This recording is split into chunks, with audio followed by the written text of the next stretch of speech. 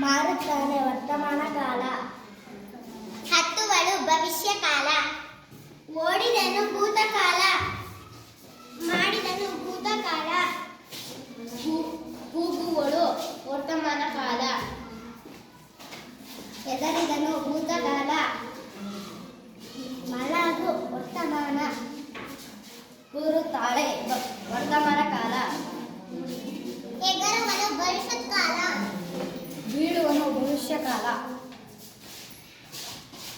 ನೋಡಿದನು ಭೂತಕಾಲ. ಆಡಿದನು ಭೂತಕಾಲ. ಓದುವನು ಏರುತ್ತಾನೆ ವರ್ತಮಾನ ಕಾಲ. ಹಾಡುವನು ಭವಿಷ್ಯತ್ ಕಾಲ. ಹಾರಿದಳು ಭೂತಕಾಲ.